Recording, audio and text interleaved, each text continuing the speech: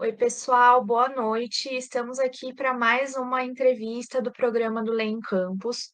O tema de hoje vai ser sobre violência nos estádios e a relação entre clubes e torcedores.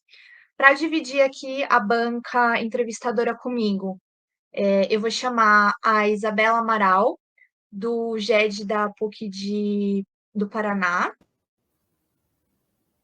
Oi, boa noite, gente. E o nosso convidado da banca de hoje vai ser o advogado especialista em direito desportivo Gustavo Lopes. Gustavo, seja Foi mal. bem-vindo desde já. Muito obrigada pela sua disponibilidade, pela sua atenção de estar aqui conosco para fazer esse programa do Lem Campus. E eu deixo aqui o espaço aberto para você se apresentar para o pessoal que está nos acompanhando. Oi, gente, boa noite. É uma alegria, um prazer estar aqui. E não vamos perder tempo, não. Vamos direto para o bate-papo, que nós temos que falar do tema da semana e não de mim. Vamos lá. Combinado então, Gustavo. Bom, vamos para a primeira pergunta. E acho que a gente já vai começar aqui com uma pergunta bem direta para você. Na sua concepção, qual que é o maior desafio hoje que a gente enfrenta no controle da violência nos estádios aqui no Brasil? O principal desafio é encarar o problema de frente.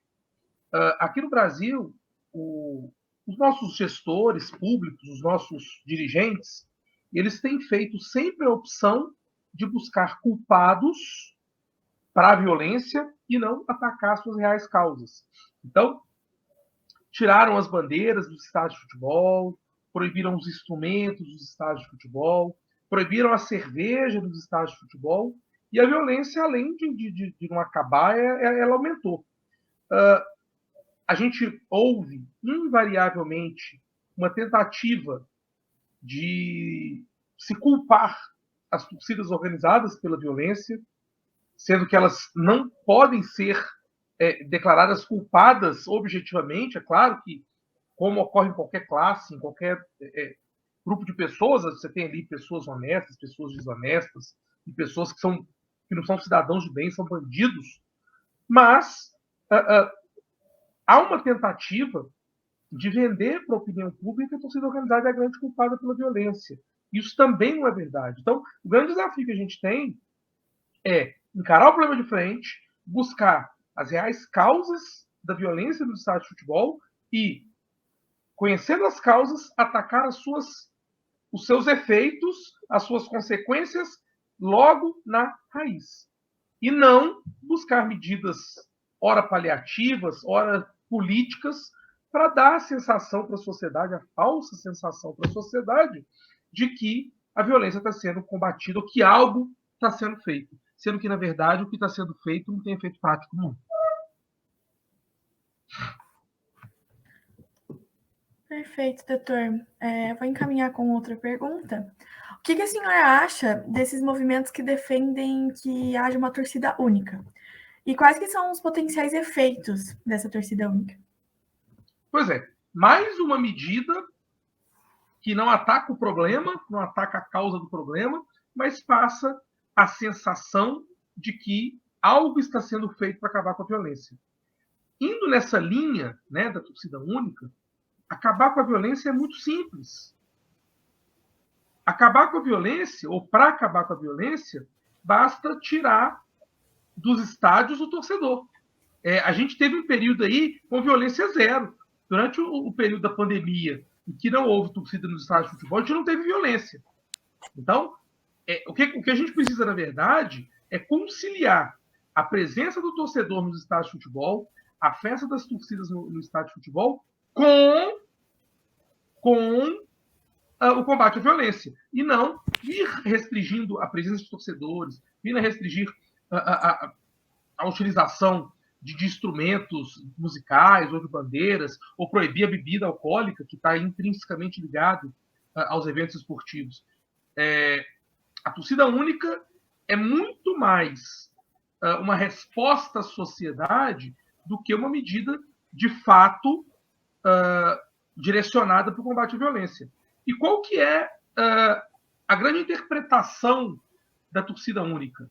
É a declaração do Estado de incompetência. É o Estado assumir a sua... O Estado e também os organizadores do evento esportivo assumirem a sua incompetência no sentido de buscar o combate à violência. Então, quando eles falam, olha, só vai ter uma torcida, eles estão dizendo o seguinte, eu não tenho a competência de organizar um evento esportivo com torcidas de duas agremiações rivais sem que haja o risco de violência.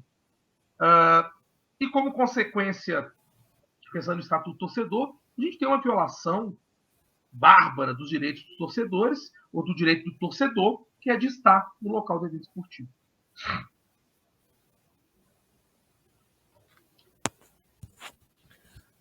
Prosseguindo, doutor Gustavo, a gente tem mais uma pergunta. O senhor acredita que o clube pode ser responsabilizado pelos atos da torcida? E se sim, apenas os atos que ocorrem no estádio ou também fora dele? Eu até entendo que os clubes devam ser responsabilizados por alguns dos atos dos torcedores. O grande ponto é que não podemos responsabilizar somente os clubes.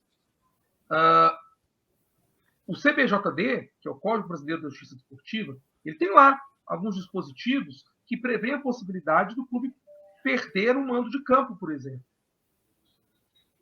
Então, existe a possibilidade dos clubes perderem um mando de campo, caso a torcida cause violência. Ok? Faz sentido, porque se o clube, que é o mandante, o organizador daquela partida, não conseguiu garantir o mínimo de segurança, é justo que ele perca o direito de ter o torcedor no local em que ele não foi capaz de resolver a questão da violência. Vejo com naturalidade. Agora, mais do que punir o clube, a gente precisa punir os reais responsáveis pela violência. E quem são os reais responsáveis pela violência no estádio de futebol? São os torcedores, ou melhor, os bandidos travestidos de torcedores que estão ali infiltrados e que não vão ali para assistir um jogo de futebol ou para incentivar o seu clube do coração. Que vão ali para caçar briga, para despejar ou descontar sua frustração no torcedor do próprio time, no torcedor do time adversário. E esses caras têm que ser retirados dos estádios de futebol. Esses caras têm que ser de fato punidos. Quando eu fiz o meu mestrado, eu discuti a causa da violência do estádio de futebol da América do Sul e tentei apresentar soluções. E uma das causas é o sentimento de impunidade, a sensação de impunidade. O que leva um cidadão que muitas vezes, fora do estádio de futebol, é um cidadão normal, que trabalha, que não comete delitos. O que leva esse cidadão a, ali dentro do estádio, se transformar num bandido, num cara violento?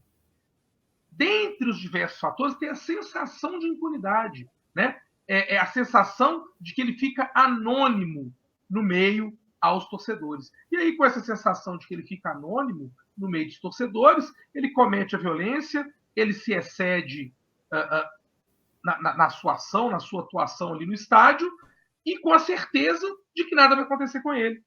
Tenta, eu falo muito, gente, tenta. E esse mesmo cara que faz o que faz no estádio de futebol, tenta ir num restaurante fazer a mesma coisa, tenta ir num shopping fazer alguma coisa, tenta ir numa boate fazer alguma coisa. Se for numa boate, o segurança tirar de lá, soco e pontapé vai botar ele para fora. No estádio isso não acontece. Então, a hora que a gente começar, o cara causou violência, começou a causar tumulto, pega o cara, arranca ele dali, joga ele para fora, ele vai pensar duas vezes antes de fazer de novo, e o cara que está do lado dele viu, também vai pensar duas vezes antes de fazer ou cometer algum ato de violência. Então, a gente precisa, ao invés de ficar preocupando em punir clube, é claro, repito, que algumas punições para o clube são importantes, até para o clube melhorar a sua atuação ali como organizador do evento, e o organizador do evento tem que cuidar da segurança, mas é muito importante punir esses bandidos travestidos de torcedores também. Perfeito, Gustavo. E aí, a próxima pergunta, na verdade, até já foi parcialmente respondida aí por você, mas só para a gente amarrar, quais medidas que você considera que deveriam ser tomadas para a gente tentar efetivamente resolver o problema? Então, você trouxe para a gente atacar propriamente, né, a causa, a raiz dessa situação da violência, e eu estou entendendo que quando você diz da gente tentar chegar no agressor e retirar do estádio, então você acha que de repente ter um policiamento mais reforçado, medidas assim práticas que você vislumbra que poderiam ser adotadas? Vamos lá. Campanhas educacionais. Antes de se punir, é imprescindível educar uma sociedade. E para educar uma sociedade, a gente precisa começar a trabalhar na base, a pegar os jovens torcedores, as crianças, e mostrar para elas que alguns atos de violência não podem ser aceitos nos estádios de futebol. E quando eu falo atos de violência, eu não falo tão somente de violência física. Hoje a gente tem um movimento muito forte do combate aos gritos homofóbicos ou ao racismo nos estádios de futebol. E eu falo muito, né? Eu sou dos anos 80, eu sou de 1980. A minha geração foi criada vendo com naturalidade alguns tipos de piadas, alguns tipos de cânticos, alguns tipos de expressões. A gente foi criado com isso.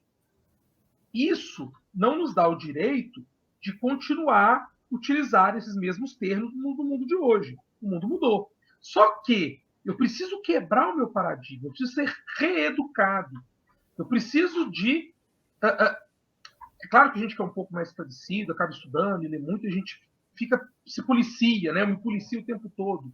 Outro dia, eu comentava, outro dia não, sábado, numa aula que eu dava, que um dia em sala de aula eu usei um termo que para mim é um termo muito natural, mas que é um termo que remete ao racismo.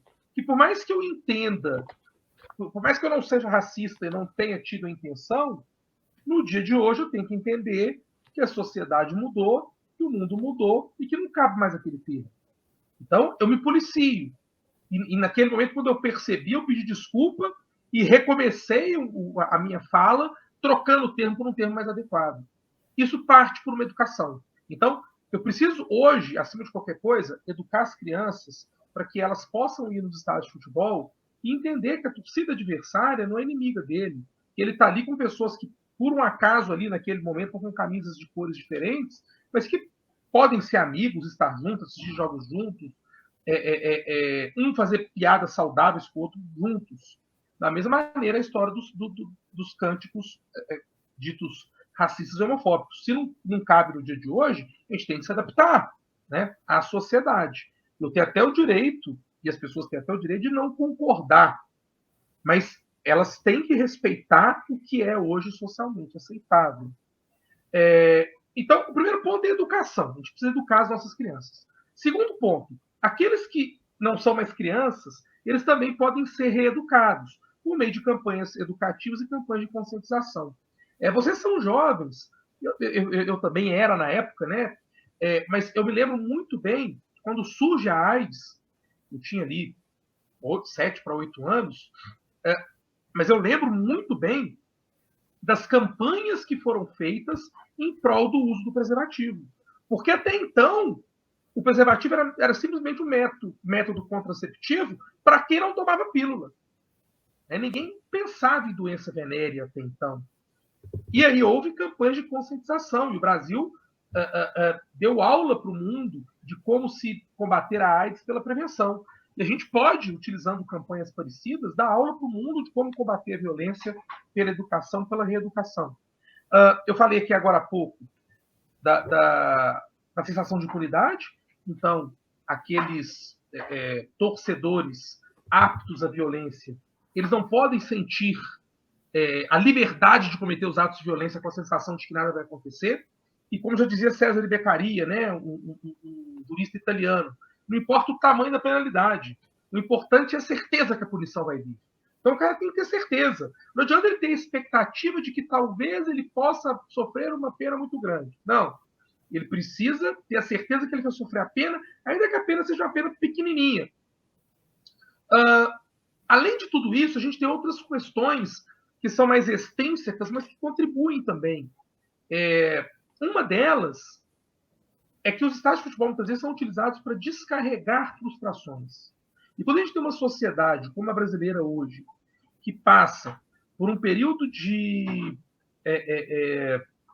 polaridade ideológica, política, extremamente belicosa, em que a gente passa por uma crise econômica muito grave, muito severa, em que a população de rua vai aumentando, essas questões sociais também interferem na violência.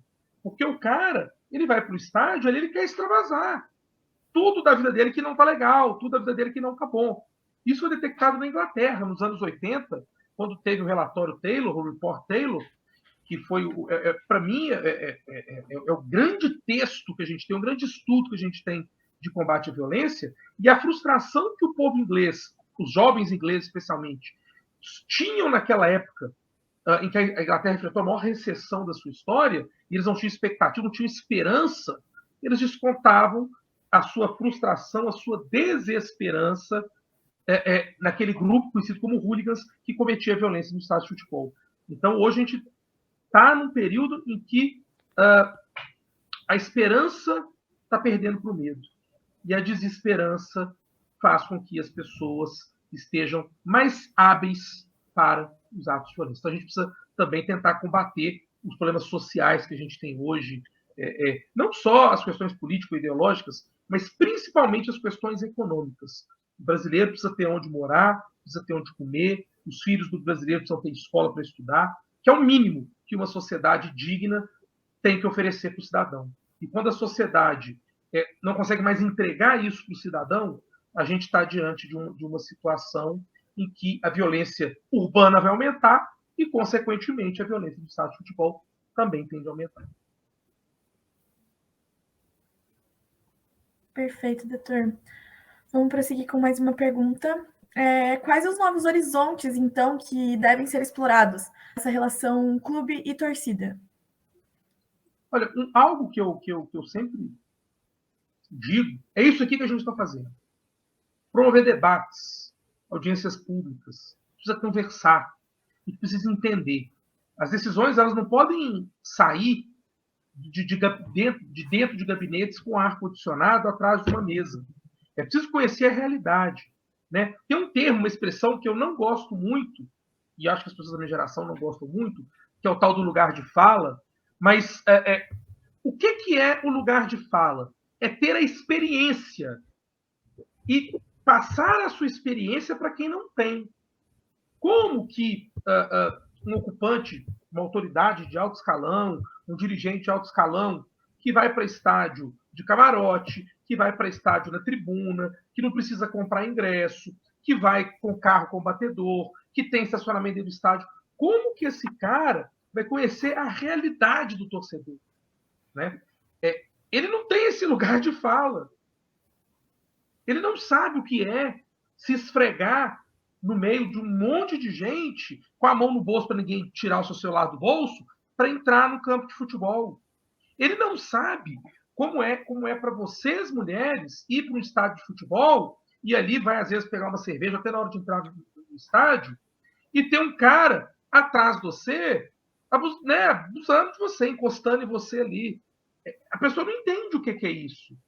Então, esses debates são importantes.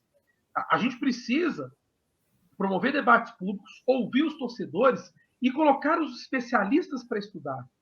E buscar junto a esses especialistas medidas efetivas para combater a violência no estádio de futebol. A gente tem a Heloísa Helena Baldi dos Reis, que é uma professora da Unicamp, socióloga, que ela tem textos belíssimos sobre violência e propõe questões muito interessantes. Tem o Maurício Murat, que, salvo engano, ou é da UERJ ou da UFRJ, professor também da área de antropologia e sociologia. Tem um livro dele sensacional, em que ele aborda problemas que levam à violência no estádio de futebol. Então, a gente precisa ouvir os especialistas. A gente precisa parar de aceitar ou de receber tomadas de decisão ou tomadas de decisões que saem de um gabinete com ar-condicionado e no conforto de quem não conhece a realidade do torcedor.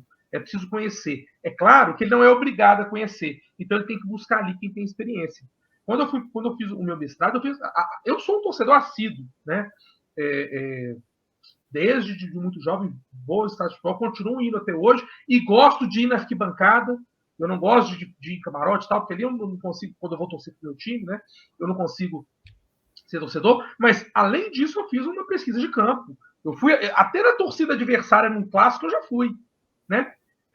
Então é preciso conhecer para poder opinar. Se você não pode ou não está disposto a fazer uma pesquisa de campo, busque a informação para a gente poder, com base naquela realidade, buscar soluções.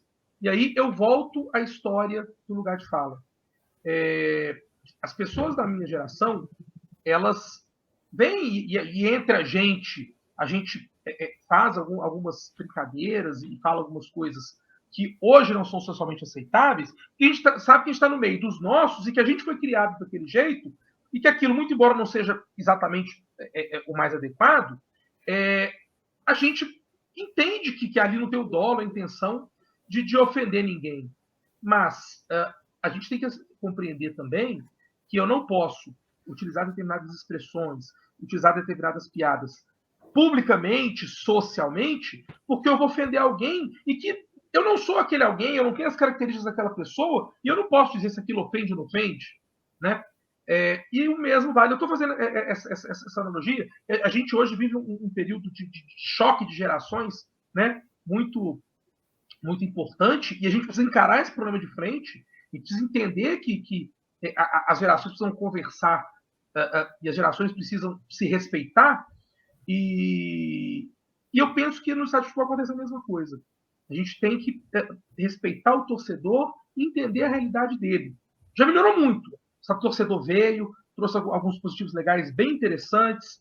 Depois veio a Copa do Mundo e o nosso paradigma de ver jogo de futebol se transformou. Os nossos estádios hoje são belíssimos, moderníssimos, não devem nada para os estádios da Europa, mas dá para fazer mais. A sociedade brasileira ainda precisa melhorar e evoluir muito. E para a gente melhorar e evoluir, a gente tem que saber que a gente erra e aonde a gente erra.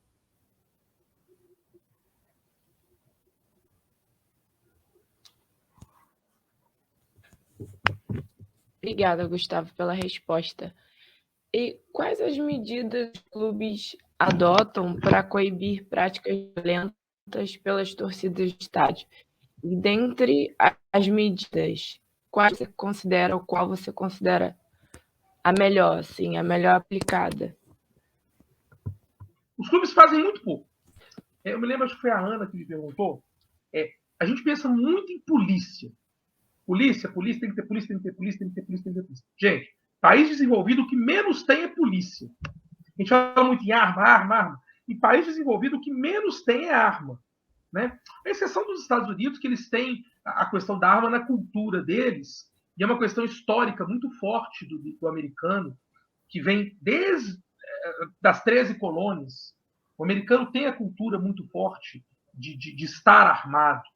Né? Então, aí eles têm uma construção histórica muito diferente. Por isso que, quando fala em armamento, desarmamento, e utiliza os Estados Unidos como referência, os Estados Unidos não podem ser exemplo, porque eles têm uma construção cultural muito diferente da nossa, por exemplo. Mas, se você pegar os países que eu entendo como países, os grandes exemplos de países desenvolvidos do mundo, então o IDH alto, né? Os países nórdicos, Dinamarca, Suécia, a própria Inglaterra, quanto menos polícia e quanto menos arma, mais desenvolvida na sociedade. Então, encher de polícia o estádio, ela até pode, num primeiro momento, pode ajudar, e tende a ajudar. Mas isso tem que ser feito em conjunto com a educação. Para que, devagarinho, o policiamento ele vá ficando menos ostensivo, porque ele é desnecessário, né? E devagarinho as pessoas possam entender o que é agir como cidadão, o que é ter cidadania nas suas ações do dia a dia. Os clubes aqui no Brasil, como eu disse, fazem muito pouco. O brasileiro acha que sinônimo de segurança é policiamento, é armamento. Eu já penso o contrário. Quando eu vou num lugar que tem muita polícia, eu falo, caramba, esse lugar é perigoso mesmo, tem que ter tanta polícia aqui, eu tenho que ficar esperto. Quando eu vou num lugar que tem pouca polícia, eu falo, opa, aqui deve ser ok, porque tem pouca polícia, porque aqui deve ser seguro. Eu tenho a sensação inversa. O que os clubes precisam fazer? Primeiro, educar o seu torcedor. O Atlético, meu Atlético Mineiro, teve um incidente aqui em Minas Gerais de 2 torcedores que agrediram um segurança com palavras racistas. O que o Atlético fez? Esses caras foram identificados, esses vídeos circularam aí nas redes sociais, mas foi o seguinte, olha, vocês dois, tem nome, você identificaram, né? Tiraram os 2 do programa sócio-torcedor, que é o Galo na Veia, e proibiram os 2 de ir em jogo do Atlético. Então, você não sabe, eles podem burlar, até podem. Se um amigo entrar, comprar para eles, tirar o ingresso no nome dele e entregar, até consegue burlar, porque a fiscalização é muito complicada. Mas imaginem só, ano passado, melhor ano da história do Atlético, a gente entrava em fila para comprar ingresso e ficava horas a fio para comprar ingresso. Será que um amigo dele ia deixar... E era para comprar um ingresso. Será que uma amiga ia deixar de fazer um Galo na Veia para ele, para poder ir na fila para comprar para o outro? Né? Então esses caras provavelmente perderam, se não todos, mas alguns dos jogos, do melhor ano da história do Atlético. Né? Essa é uma medida que serve de exemplo. Depois disso, nunca mais a gente viu medida racista de torcedor, atos racistas tão graves de torcedores do Atlético. A mesma coisa para o assédio. Começou a circular, o Mineirão começou a ter muitos casos de assédio e começou a circular nas redes sociais, aí a torcida organizada. O poder público não conseguiu, a torcida organizada dizendo o seguinte, olha, quem for pego assediado, nós vamos bater até sangrar. Sou a favor de violência não, gente, muito pelo contrário. Mas o medo, nesse primeiro momento, fez com que as pessoas recuassem. E gradativamente esses casos estão diminuindo. Aí veio uma campanha dos próprios clubes, do Mineirão, das rádios, de quem... E aí isso foi diminuindo. Então, essas campanhas educativas são muito interessantes. E tem um caso muito legal no Pernambuco, agora eu estou na dúvida, pior que lá eu não posso errar. Se foi do esporte, do Náutico ou do Santa Cruz. Eu acho que foi do Náutico. E que, no Dia das Mães, eles pegaram as mães dos chefes das torcidas organizadas e colocaram elas... Sabe quando você vai no estádio tem aquele pessoal com colete, do Posso Te Ajudar? Elas ficaram no estádio com o Posso Te Ajudar. E aí os caras chegavam naquele negócio, num clássico, vou te matar e tal, dava de cara com a mãe deles. E aí foi emocionante, tem um vídeo disso aí também que é bem legal. Então, são medidas educativas, medidas lúdicas, que têm um papel muito importante. Mas os clubes fazem muito pouco. Dá para fazer mais. É preciso fazer mais. A gente não vê... essa do assédio aqui em Minas Gerais pegou forte. Porque com a retomada do pós-pandemia, muitas mulheres começaram a ir no estádio de futebol. E isso é uma coisa que eu acho interessante, porque na minha época de estádio, de jovem, né, eu ia com a minha namorada, né, hoje minha esposa e tal, ela punha roupa larga, não, eu vou no jogo, aqui eu tenho que pôr roupa larga e tal. Mas peraí, por que ela precisa se adaptar ao estádio e as pessoas não podem respeitá-la, né? E hoje as mulheres já vão com a roupa que elas querem ir, com a blusa feminina do time, com a blusa um pouco mais apertada, com a calça jeans apertada e tal, porque ali, gente, aquilo ali não tem um bando de bárbaros que não pode ver uma mulher, né? Eles estão se acostumar com a presença de mulheres ali e com a roupa que elas usam normalmente. E as pessoas não conseguiam se acostumar e veio o assédio. Só que essas campanhas educativas que começaram a vir em cima, e campanhas muito inteligentes, a gente vê que gradativamente esse assédio tem diminuído. Então, o que a gente espera dos clubes é que eles possam tentar ajudar a educar ou reeducar os seus torcedores. Legal, Gustavo. Obrigada aí pelo seu posicionamento. Seguindo um pouco nessa linha, mas entrando numa questão um pouco mais técnica de direito. Pensando num cenário em que a gente tenha um clube sendo penalizado por conta de algum ato violento da sua torcida, tá? Cabe, caso, pensando no agressor identificado, né? Caberia algum tipo de medida de regresso do clube contra esse torcedor por conta da punição que ele recebeu? A jurisprudência da justiça desportiva hoje é no sentido de que quando não ocorra uma confusão generalizada, quando ela seja pontual, e essa confusão pontual viabilize a identificação para se punir individualmente, o clube é absolvido. Então, teoricamente, eu entendo, né? Se a gente pegar os elementos da responsabilidade civil, dano, ato ilícito, culpa em sentido lato ou sentido estrito e nexo de causalidade, eu até entendo que se um clube perde um mando de campo por causa de um torcedor, esse torcedor cometeu um ato ilícito, tem o dano, que perdeu o mando de campo, tem o dano desportivo e o dano financeiro, você tem a culpa, que seja negligência, prudência, perícia ou dolo, e você tem o nexo de causalidade. Então, eu até entendo que é sim possível fazer o regresso contra esse torcedor. Na prática, hoje acaba não acontecendo por isso. Se é um ato isolado e consegue se identificar aquele torcedor, e aí o clube faz de tudo para identificar, e quando vai na justiça esportiva, na defesa, fala, olha, foi fulano, ele foi inclusive preso e mostra a punição que ele levou, o clube consegue ser absolvido. E aí esse torcedor, ele comete um crime, previsto no Estatuto do Torcedor, lá num dos artigos, acho que é 41G, que é de incitar, causar ou incitar a violência no estádio de futebol, pode ter uma pena aí de até 6 anos de reclusão. Ele pode administrativamente também ficar proibido de frequentar estádio de futebol durante um período. Caso a violência seja de torcida organizada, ela pode ser proibida de ir no estádio de futebol ou pode até mesmo ser extinta, como aconteceu com a Mancha Verde de São Paulo e a Máfia Azul aqui em Belo Horizonte. Perfeito. E, doutor, dentre as medidas implementadas para coibir a violência no estádio, seja pela CBF, pelo Ministério Público, pelas justiças estaduais ou até pelo próprio clube, qual que você considera mais eficaz? Por exemplo, aqui em Curitiba, no estádio do Atlético Paranaense, a gente tem implementação de biometria, né? O senhor acha que é eficaz, que ajuda a identificar o torcedor?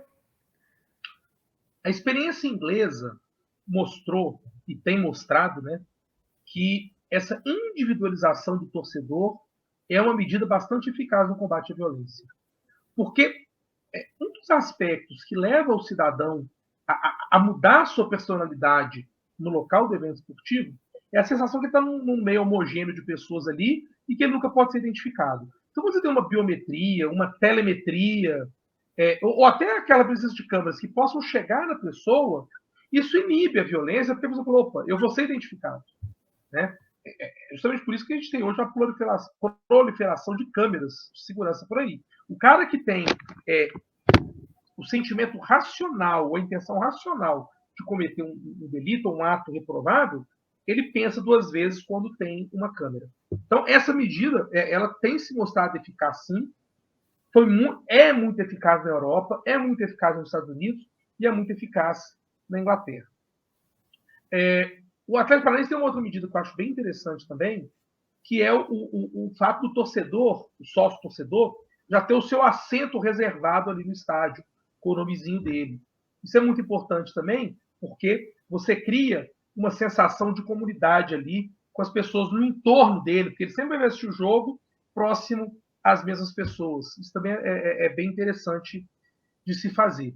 Agora, eu falo muito isso, e isso não só na sociedade brasileira, isso é no mundo inteiro.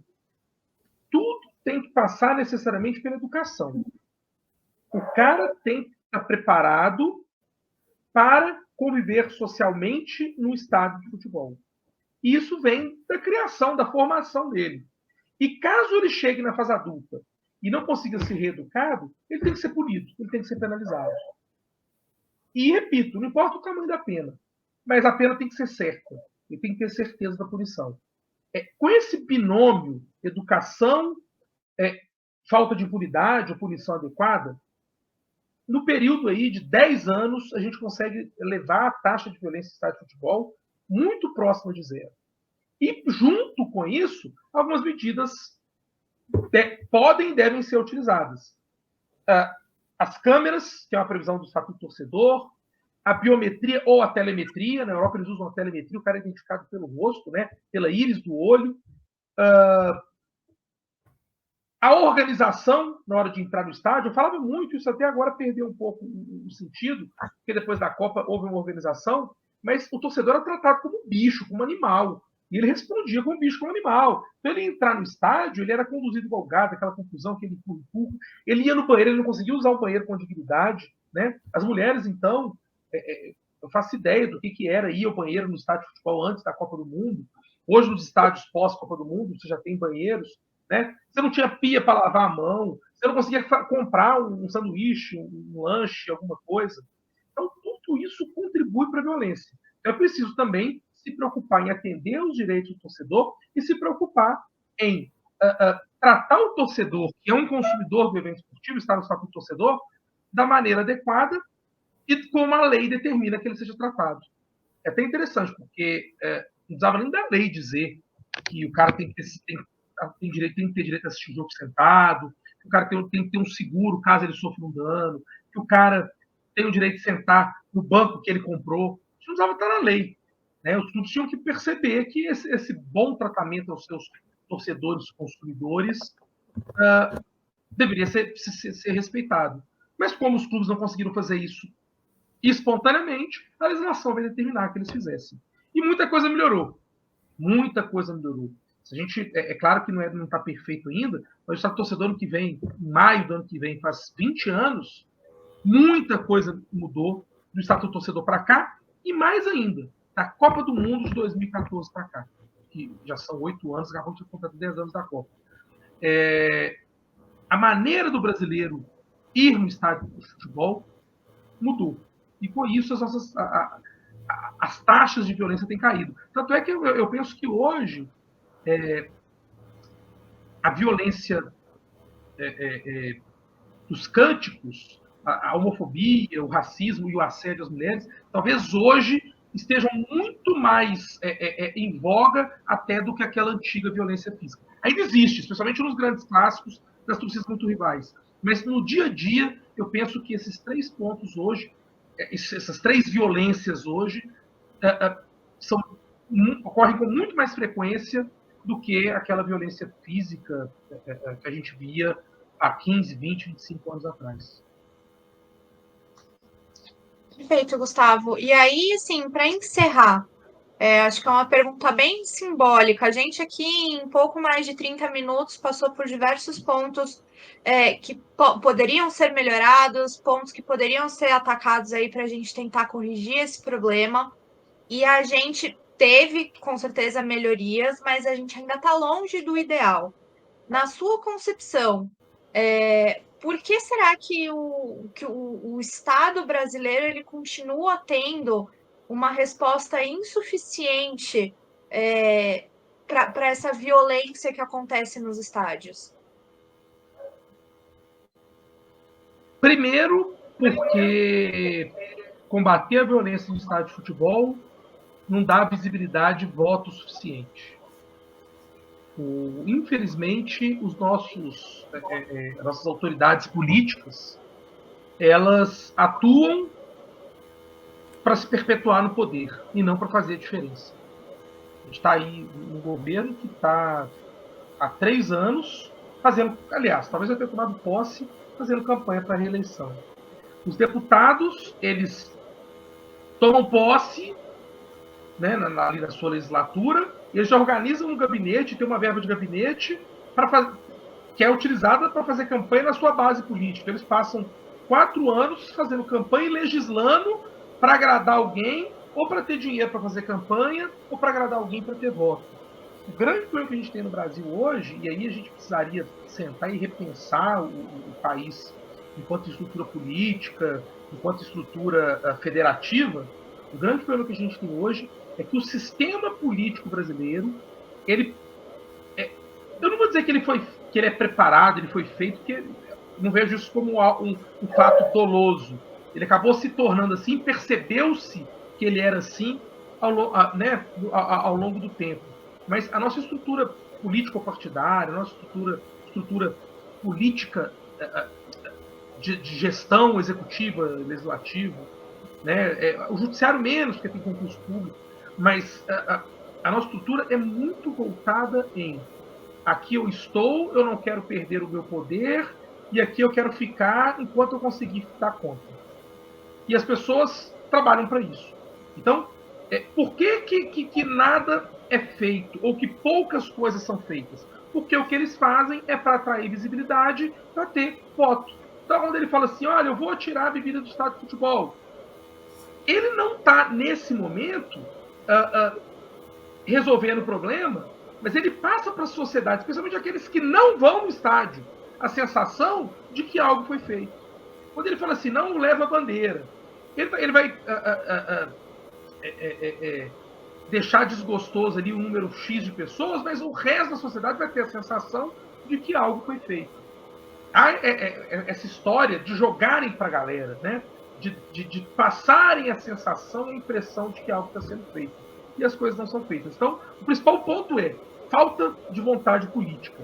E a falta de vontade política vem do interesse de se perpetuar no poder, de ser eleito, reeleito, eleito de novo, reeleito de novo.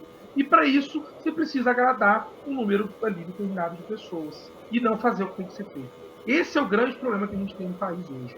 O que precisa ser feito não é feito se não tiver um benefício ou uma vantagem eleitoreira. Tanto é que, se forem pegar historicamente os políticos brasileiros ou os gestores públicos brasileiros que adotaram medidas que precisavam ser feitas, eles morreram politicamente. Eles não conseguiram depois se reeleger porque acabaram adotando medidas ditas impopulares. Então, a gente precisa de vontade política, de alguém chegar e falar assim, não, peraí, eu assumi aqui o ministério, hoje não tem Ministério dos Esportes, né? É ligado ao Ministério da Cidadania, me parece. Eu sou aqui secretário de esportes, a violência é um problema. Vamos resolver a violência, doa quem doer. Chama clube, chama jornalistas, chama sociólogos, chama advogados, vamos sentar, chama o Ministério Público, chama as polícias, vamos sentar para resolver o que a gente precisa fazer. E trabalhar para fazer. Independente se fazer vai dar visibilidade, se vai dar volta. Não, vamos fazer o que tem que ser feito, vamos fazer o que se deve fazer. É isso, a gente precisa de vontade política e de alguém resolver pegar para fazer. O grande problema é que o sistema se retroalimenta. Muitas vezes, aquela pessoa que entra ali e não está disposto a se envolver naquele sistema, né? A gente vai lembrar da aula de biologia, ele é fagocitado, ele é expelido pelo sistema. E aí esse é um outro problema também que a gente precisa enfrentar. A gente precisa pensar em profundas mudanças aí, estruturais para o nosso país, e não tem jeito, é tudo um sistema. E necessariamente, para a gente resolver as questões de violência, as questões esportivas, a gente precisa de vontade. E de vontade de quem está disposto a botar a mão na massa, resolver os problemas, doa quem doer, e gera ou não gere voto e perpetuação política. Excelente colocação, Gustavo. Muito obrigada. A gente aqui com essa pergunta encerrou a listinha que a gente tinha para você. Então eu deixo aqui para você deixar suas considerações finais, se você tiver algum ponto para trazer para a gente. Eu acho que a gente precisa agradecer e parabenizar o Lentanto. Eu tenho a alegria, né, de ser colunista, todos os domingos eu tenho um texto lá publicado. Parabenizar o Leicampo por promover esses debates e por trazer vocês, jovens estudantes, para o centro das discussões, porque a minha geração, ela tem no máximo mais 20, 25 anos aí, né, de vida útil, e de vida útil mais cansado, a gente já está cansado. Então, a nossa capacidade de mudar alguma coisa, ela vai diminuindo paulatinamente aí ao longo do tempo. Então, a gente precisa que vocês, né, se municiem de informação, se municiem de conhecimento, se municiem de disposição, para a gente poder tentar fazer algo de melhor e melhorar cada vez mais. As considerações finais são nesse sentido, de agradecer e parabenizar o Leicampo por esse projeto e por todos os projetos que ele abrange. A gente precisa disso, de uma moçada, de uma garotada disposta, animada e mais do que tudo, preparada para poder remexer essas bases aí e fazer com que os meus filhos, por exemplo, 2 e 4 anos, possam chegar à idade de vocês com um mundo melhor que eu cheguei e com um mundo melhor que vocês encontraram. Então, boa sorte para vocês aí nessa empreitada. Com certeza, Gustavo, muito obrigada mais uma vez pela sua presença. Tenho certeza que não só para mim, para a Isabela, para a Raíza, mas para todo mundo que for assistir o programa, vai ser um debate super enriquecedor. Eu acho que é o que você falou mesmo, todas as pessoas, principalmente quem está entrando no meio do desportivo, precisa ser exposto a esses questionamentos, entender o que é passível de mudança. Então, muito obrigada pela sua contribuição. Obrigada, Isabela, obrigada, Raíssa. E em nome dos GEDs, do Mackenzie, da PUC do Paraná e da UERJ, a gente encerra mais esse programa do Lei em Campus. Não esquece de deixar o seu like aqui no vídeo para gente e acompanhe o nosso canal para mais programas. Muito obrigada, pessoal. Boa noite. Obrigada, gente.